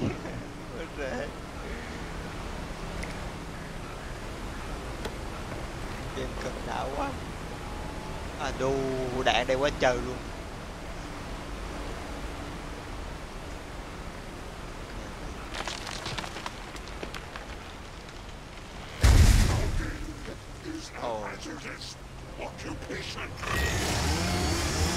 Rồi đấy, cưa đâu ra nói đúng mà.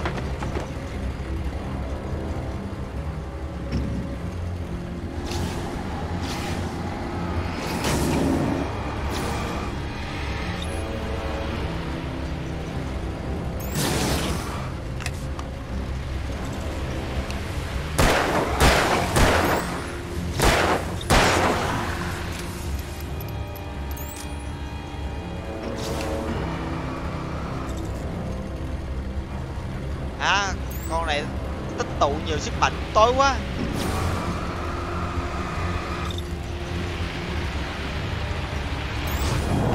Rồi đúng rồi. Đúng rồi con. Đúng rồi con.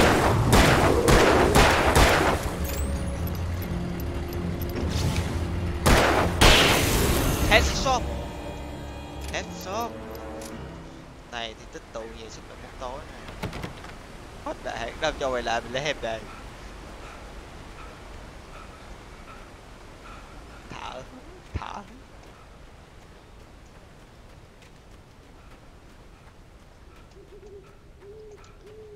Mấy cái có cây thì là có thể gì điên vậy.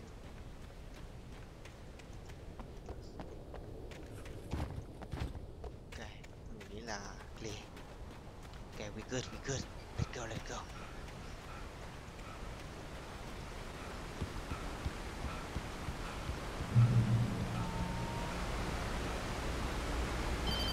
Rồi quay lại chỗ này rồi. Rồi được điện thoại rồi. Barry? Được chi bê ngoài. Stay out of sight. I'm on my way. Don't open the door. Đừng mở cửa. Tôi bị chi Stay hidden. I'll be there soon. Just make sure you keep the lights on. Thanh niên mình nói là đừng có mở cửa nữa. Thì thanh niên Barry nó là điều hiển nhiên rồi, nhưng mở cửa ra cho nó vô. Anh nghĩ như cô vậy. Nó chuyện thừa. I still had to reach Barry at the cabin, but at least I was out of the woods.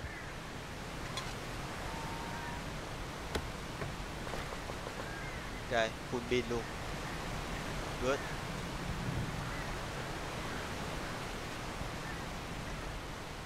Mình còn thiếu bản thảo. 1, 2, 3, 4. Còn 4 trang bản thảo nữa. Mình còn tìm 4 bản thảo nữa. I'd have to get the car from the locked garage. It would get me back to Barry faster, and the headlights were a welcome bonus. Mình kiếm còn kiếm chìa khóa.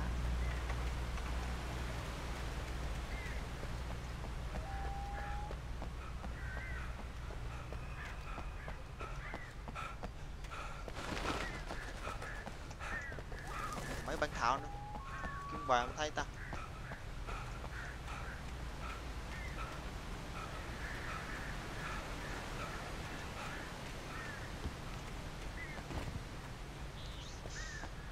Đây, thêm cái bản thảo này. Này mẹ bắn vào vết. Oh. The FBI agent's command froze me in place. I considered surrender. It was all falling apart anyway. I could get in, let someone else deal with it. But it felt all wrong. Cold instinct, his posture, the way he held the gun. He was no friend. Shots ringing in my ears, I leaped for the hole in the fence and stumbled into the darkness beyond. Đấy. Biết mà, mình biết thế nào cái thằng đó cũng là địch của mình mà. Này vậy xin đai mà từ từ, không phải vậy xin nữ chứ. I had to find the key to the garage. What? Vậy xin nữ, cái buồng này là quá gì? Nó thiếu cái bệ rồi. Nó thiếu cái bệ để ngồi rồi. Sao mày làm thiếu cái bệ rồi? Ôi nhà vệ sinh nữ làm thiếu rồi anh em. Nó làm cái để cửa mặt à. Thiếu rồi.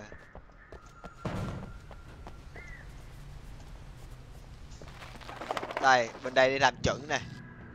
Bên đây mấy anh niên làm khá chuẩn nè. What?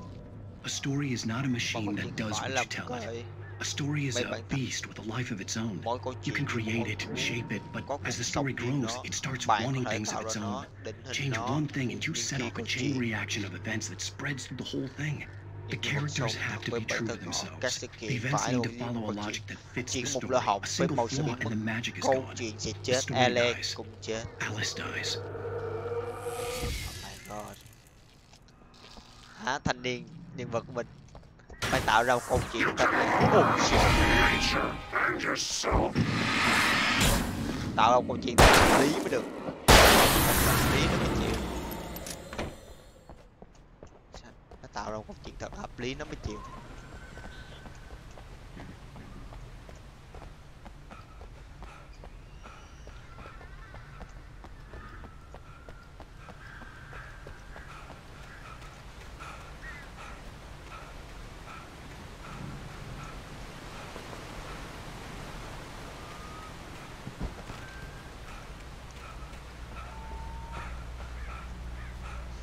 Mở khóa lại ông nói thở gì giờ này, mở quá còn cầm đèn pin với súng trên tay mở khóa được chứ không có. Ok.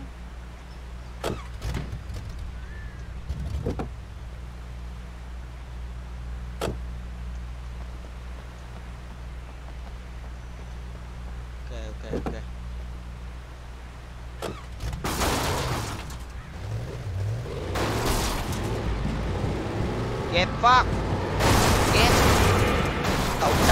Đậu sân mày,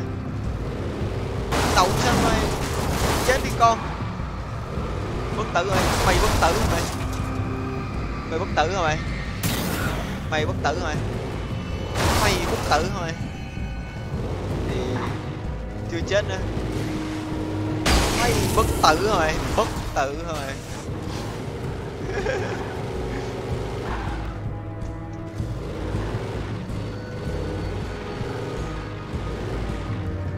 đi hướng nào ta? Mình đi hướng nào đúng ta? Hướng này.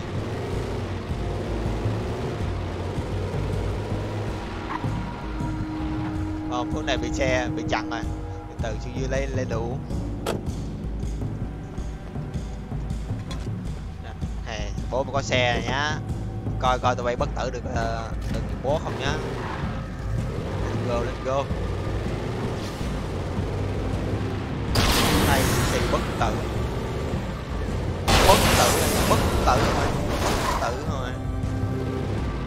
thôi.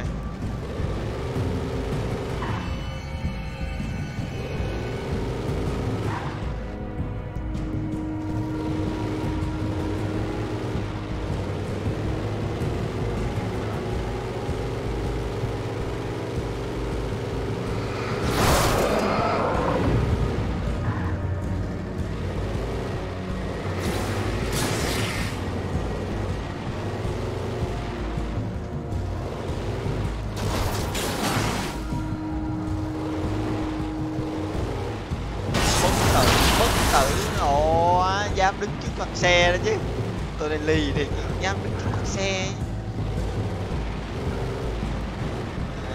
Anh bị càng hết này, đâu còn anh nào nữa, càng hết này, anh bị càng quét hết này. Đâu đó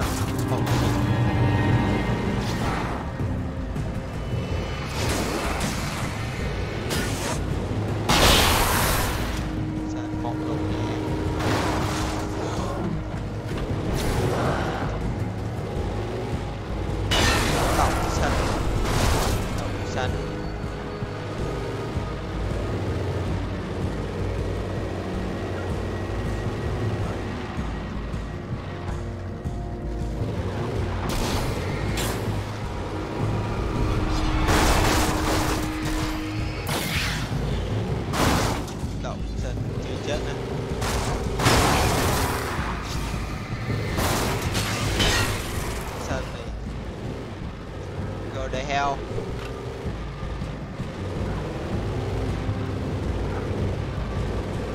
Come on. Kệ, bây giờ không để ý đang chảo luôn. Dân. Rồi quay về rồi.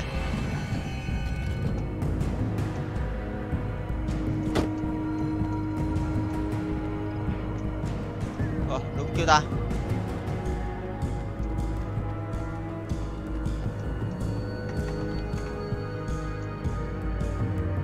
Mình còn vài cái bánh thao nữa mà thôi kệ bậy.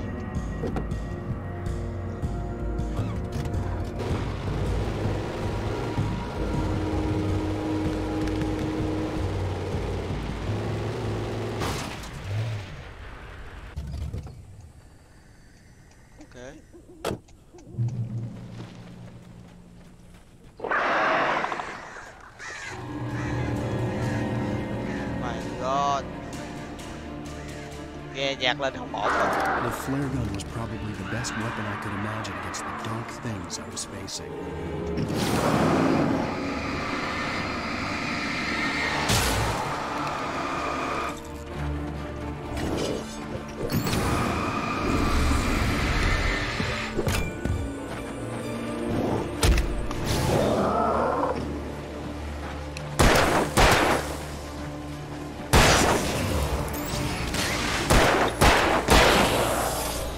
Đâu, thằng này đâu? Đến đây chiến nào. Cho băng đạn xịn luôn này, cho băng đạn xịn luôn này. What?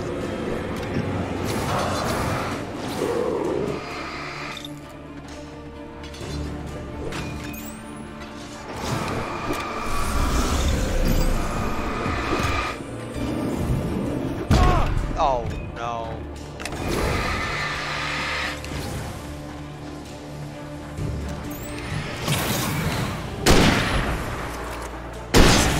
Hai viên đạn xịn chết.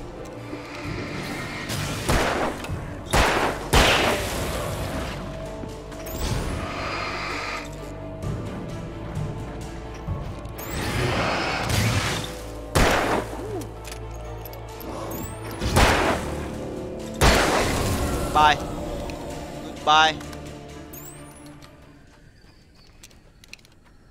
Đủ nhanh thôi mày.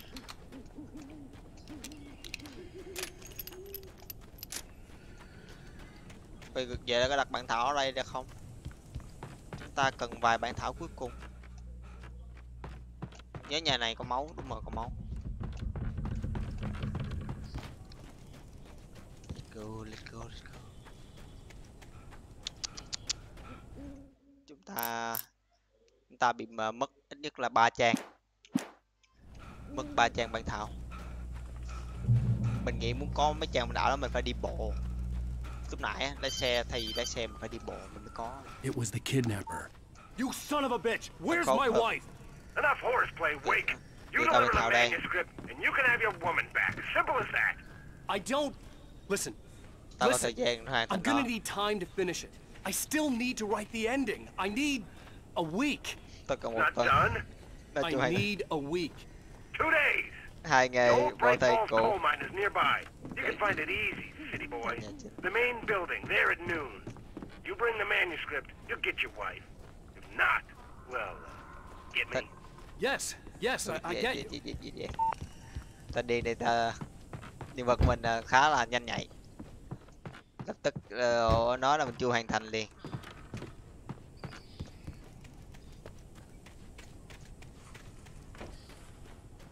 Ok. Sắp về tới nhà rồi.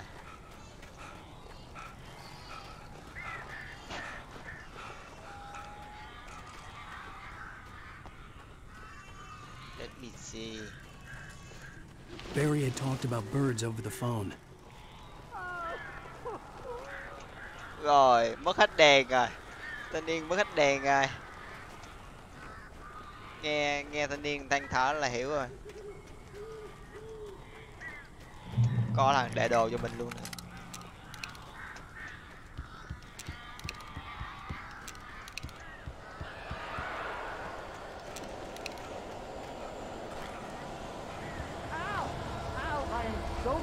here. A couple of them got in here before I blocked the chimney. This isn't normal. These birds are weird. What the heck? Vô đường nào?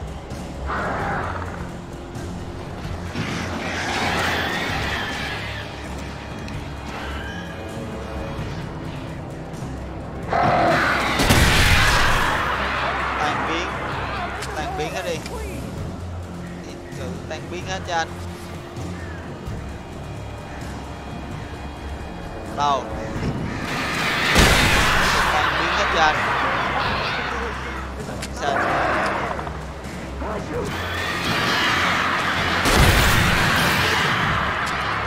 Chết chưa? Còn 3 phái nữa, 3 phát nữa.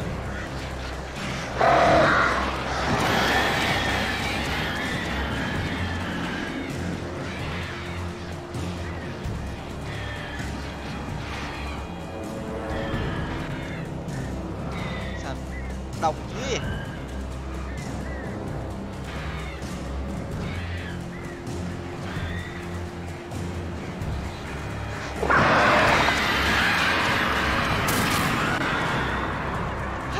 Đông dữ vậy.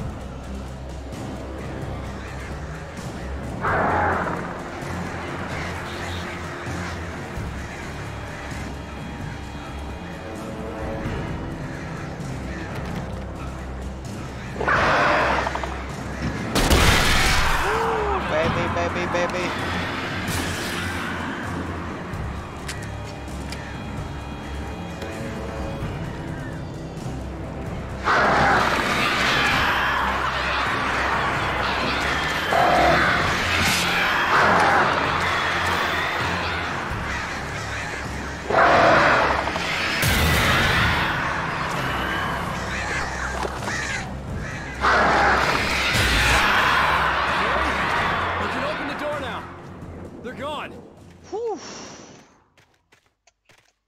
Okay, good. Hey, Al. I'm sorry for thinking you were having a psychotic episode, man. Whew. I sent Barry to the town to ask around about a man fitting the kidnapper's description. He'd go through the archives of the local paper. Perhaps he could learn something. Anything about the island and the cabin that had disappeared. The man wanted a manuscript. I had to try to write him one to get Alice back.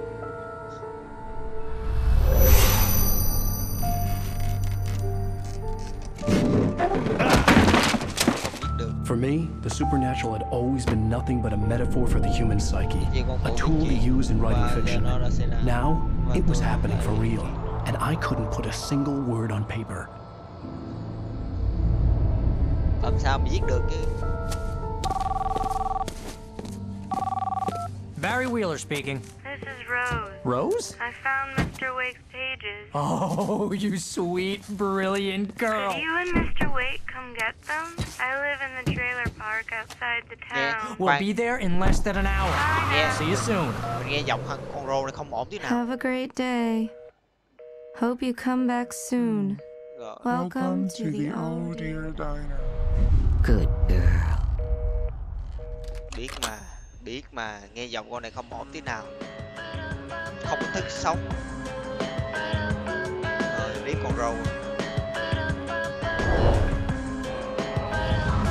Biết con râu.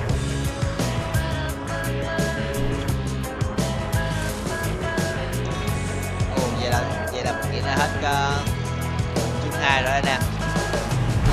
Cảm ơn anh em đã theo dõi stream mình nha. Hẹn gặp lại anh em vào kỳ tới nha. Nếu anh em thấy hay hãy like, share, subscribe mình nha anh em. Bye anh em. Nhạc kèm rất là hay.